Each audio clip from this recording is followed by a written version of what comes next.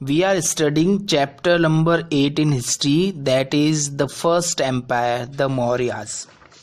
In this chapter, our today's topic is spread of Dhamma, which is on page number 50. So हमने पहले ही discuss किया था धम्म, जो संस्कृत में इसको धर्म कहते हैं. सो अशोका ने अपने टाइम पीरियड में ये जो है एफर्ट्स किए कि वो जो धम्म है अशोका का, वो पब्लिक है अपने डेली लाइव्स में उसको अपनाएं, उसको एडॉप्ट करें और उससे वो बेनिफिट लें. सो इसके लिए उसने कई स्टेप्स लिए ताकि ये इस धम्म को स्प्रेड आउट कर सके. फॉर एग्ज़ाम्पल अशोका ने खुद ने भी इस धम्म को जो फॉलो किया, उसने खुद ने भी अपनी जो डेली लाइफ में जो प्रिंसिपल्स ऑफ धम्म है इसको फॉलो किया उसने. इसके अलावा उन्होंने कई जो एडिक्ट्स जो है, इंस्क्रिप्शंस है, उसमें इनको कंटेंट करवाया, इनको बनवाया, लिखवाया ताकि लोग इसको पढ़ सकें. हमें अशोका के 14 रॉक जो है एडिक्ट्स एंड 7 पिलर एडिक्ट्स मिले हैं. कुछ इसके अलावा माइनर जो है एडिक्ट्स भी मिले हैं जिसमें उन्होंने ये जो धम्म के जो प्रिंसिपल्स है उनको उन्होंने जो एनग्रेव खुदवाया है और वो चाहते थे इसके थ्रू रिफॉर्म्स हुए, लोग इनको पढ़ें और एनकरेज्ड हो. ज़्यादातर ये जो एडिक्ट्स जो है वो ब्रह्मी स्क्रिप्ट में है, यानी जो आपके लिखने का जो तरीका होता है उसको स्क्रिप्ट कहते हैं, ब्रह्मी स्क्रिप्ट. फॉर एग्जांपल हिंदी जो है वो देवनागरी स्क्रिप्ट में लिखी जाती है और ये जो ब्रह्मी स्क्रिप्ट है इसकी जो लैंग्वेज है वो है प्राकृत. संस्कृत से भी जो ओल्ड लैंग्वेज है प्राकृत, इस लैंग्वेज का यूज़ करते हैं क्योंकि ये कॉमन लैंग्वेज थे. मोस्टली उस समय ये लोग जो थे वो इससे फैमिलियर थे. इसके अलावा उसने अदर जो एम्पायर्स जो थे, डिफरेंट पार्ट ऑफ जो एम्पायर है अपने वहाँ पर इनको इस्टेब्लिश करवाया. ख़ास तौर से जो पब्लिक प्लेसेस थे जहाँ पर लोग गैदर्ड होते हैं, लाइक टेम्पल्स है, मार्केट है, वहाँ पर इन जो है एपिक्ट्स जो है, ये जो इंस्क्रिप्शंस जो है, हमें काफ़ी जो अशोका के जो एडिक्ट्स जो है वो इंडिया में, पाकिस्तान, अफ़गानिस्तान और नेपाल में भी मिले हैं. स्प्रेड जो है धम्म को स्प्रेड करने के लिए उन्होंने एक स्पेशल ऑफिसर को भी अपॉइंट किया था. दैट वाज धर्म महामात्रा. सो ये धर्म महामात्रा है, इनका काम था कि धर्म है इसको स्प्रेड आउट करें. ये officers place to place visit करते, वो स्प्रेड करते, मैसेज देते लोगों को कि वो इस धम्म को अडॉप्ट करें अपने लाइफ के अंदर. कई बार उन्होंने आउटसाइड जो कंट्री भी विजिट किया है. फॉर एग्जांपल श्रीलंका में, south east Asia like Java, Sumatra, Malaysia, Indonesia, central Asia में Iraq, Iran, Saudi Arabia, Egypt, यहाँ पर. Now administration. सो मौर्याज जो एडमिनिस्ट्रेशन है इसको हम लोग 4 कैटेगरीज में डिवाइड कर सकते हैं. 4 डिवीज़न है. First is central level, then provincial, third district and village. और इसमें से जो कैपिटल है पाटलिपुत्रा, उसका एक सेपरेट एडमिनिस्ट्रेशन है. So first of all central. So पूरा जो एम्पायर है, सेंट्रल जो गवर्नमेंट है उसकी जो सुप्रीम अथॉरिटी किंग खुद है, वो सुप्रीम अथॉरिटीज़ है, लेकिन वो मेजर जो डिसीजंस है खुद नहीं लेके वो इसके लिए अपने मिनिस्टर से कंसल्ट करते हैं. इसके लिए काउंसिल ऑफ मिनिस्टर्स है जो उनको असिस्ट करती है, हेल्प करती है, वो उनको एडवाइस देती है. लेकिन ये ज़रूरी नहीं कि जो वो एडवाइस दे वो किंग फॉलो करे. ये किंग के ऊपर डिपेंड करता है कि वो कौन सी एडवाइस को फॉलो करे और किसको रिजेक्ट करे. देन है प्रोविनेंशियल, जैसे स्टेट गवर्नमेंट होती है वैसे प्रोविनेंशियल यानी प्रांतीय सरकार. इसको भी फर्दर जो है जैसे सेंट्रल गवर्नमेंट है, पूरा जो एम्पायर है वो प्रोविनेंस में डिवाइडेड था.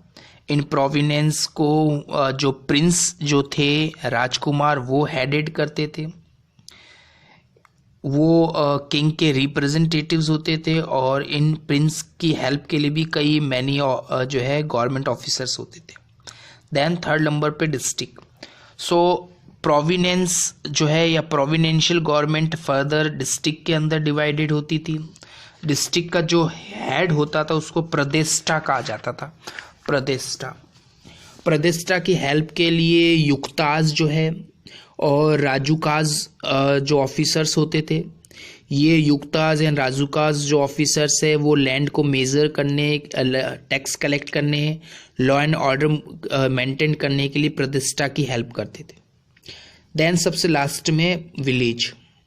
सो एक डिस्ट्रिक्ट है वो डिफरेंट विलेजेस में डिवाइडेड होता है। विलेज जो है, विलेजर्स जो होते थे गांव के लोग, वो गवर्नमेंट ऑफिसर्स की हेल्प करते उनके जो है विलेज बाउंड्री उसकी मेकिंग के लिए, लैंड रिकॉर्ड्स को मेंटेन करना हो, टैक्स कलेक्ट करना हो, इसमें जो विलेजर्स गवर्नमेंट ऑफिसर्स की हेल्प करते। इसके अलावा जो गांव में अपना एक खुद का हेडमैन होता था, ये हेडमैन, ये जो मुखिया होता था गांव के, जो ओन है गांव के जो लोग हैं वो खुद इसको इलेक्ट करते थे। देन पाटलिपुत्रा। सो पाटलिपुत्रा जो है was the capital of Mauryan empire, और ये काफ़ी इम्पोर्टेंट था, कैपिटल थी। सो ये वुडन जो वॉल है उससे ये सराउंडेड थी। इसमें एंटर होने के लिए 58 गेट्स थे और 570 टावर्स थे जहाँ से सर्विलेंस या फिर वॉच किया जा सकता था। इसके अलावा यहाँ पर काफ़ी छोटे छोटे दुर्ग भी बने हुए थे, छोटे छोटे, जिससे भी जो अगर एनिमी अटैक्स करते हैं तो प्रोटेक्ट किया जा सके। पाटलिपुत्रा की को मेंटेन करने के लिए यहाँ पर 30 मेंबर्स की एक काउंसिल होती थी। ये जो काउंसिल, ये जो कमेटी है वो पाटलिपुत्रा का एडमिनिस्ट्रेशन देखती थी। ये जो कमिटीज़ है इनको हम लोग 6 बोर्ड या फिर 6 डिपार्टमेंट में डिवाइड कर सकते हैं, और हर डिपार्टमेंट का अपना एक स्पेसिफिक वर्क होता है, और नॉर्मली एक डिपार्टमेंट में 5 मेंबर्स होते हैं। जैसे फॉर एग्जांपल फर्स्ट जो डिपार्टमेंट है वो comfort and security of foreigners, जो विदेशी यात्री है, बाहर से आने वाले लोग हैं, उनकी सिक्योरिटी करना, उनकी हेल्प करना। सेकंड जो है वो registration of birth and death, जो भी बर्थ और डेथ हो रहा है उसका रजिस्ट्रेशन रखते हैं वो। इंडस्ट्रीज़ जो है वहाँ पर कॉटेज इंडस्ट्रीज़ है, एग्रीकल्चर बेस्ड इंडस्ट्रीज़ है, उनका जो 3rd नंबर पे कमिटी ध्यान रखती है। ट्रेड एंड कॉमर्स जो है 4th नंबर पे। 5th नंबर पे है जो इंस्पेक्शन करना, मैन्युफैक्चर्ड जो गुड्स है उनकी क्वालिटी कैसी, उनकी प्राइस वगैरह है। और लास्ट में जो है कलेक्शन ऑफ टैक्सेस। सो इसके अलावा जो है मौर्यन जो आर्मी काफ़ी इम्पोर्टेंट थी, काफ़ी लार्ज मौर्यन आर्मीज थी जिसमें फुट सोल्जर्स जो थे। इसके अलावा इसमें अगर हम लोग बात करें तो जो है हॉर्सेस जो है, एलिफेंट्स जो है, चैरियट्स यानी रथ भी होते थे। सो आर्मी एक अपने आप में एक सेपरेट डिपार्टमेंट था। इसके अलावा एक और डिपार्टमेंट था जहाँ पर वेपन्स वगैरह बनते थे। सेनापति जो है वो हेड ऑफ आर्मी होता था, जर्नल जो है। इसके अलावा एक लार्ज क्वांटिटी में स्पाइज जो है, जासूस भी होते थे, जिसमें काफ़ी हद तक जो फीमेल यानी वुमेन्स भी होती थी जो सीक्रेट इंफॉर्मेशन प्रोवाइड करती थी। देन रेवेन्यू यानी गवर्नमेंट इनकम। सो जो गवर्नमेंट इनकम रेवेन्यू, इसका सबसे बड़ा पार्ट था लैंड रेवेन्यू, यानी लैंड से टैक्स कलेक्ट करना। नॉर्मली ये फिक्स्ड होती थी, इसको जाए थे नॉर्मली ये 1/4 से लेकर 1/6 तक इसको डिसाइड किया जाता था। ये डिपेंड करता था कि जो सॉइल है उसकी फर्टिलिटी कैसी है। जहाँ पर सॉइल की फर्टिलिटी अच्छी है तो वहाँ 1/4, जहाँ नहीं है वहाँ 1/6। इसके अलावा रेवेन्यू जो है ट्रेड से भी कलेक्ट किया जाता था, व्यापार से भी। पाटलिपुत्रा, उज्जैन, तक्षशिला जो है। इसके अलावा ओवरसीज़ जो ट्रेड है उसके थ्रू भी जो है रेवेन्यू कलेक्ट किया जाता था। ओवरसीज़ जो ट्रेड है वो कई कंट्रीज़ के साथ होता था। फॉर एग्जांपल रोम है यूरोप के अंदर, इजिप्ट जो है जिसको हम लोग मिस्र कहते हैं जहाँ के पिरामिड्स काफ़ी फेमस है, चाइना है, श्रीलंका है। इसके अलावा forest, mine, custom duties, fine, gifts वगैरह हैं, इससे भी टैक्स कलेक्ट किया जाता है।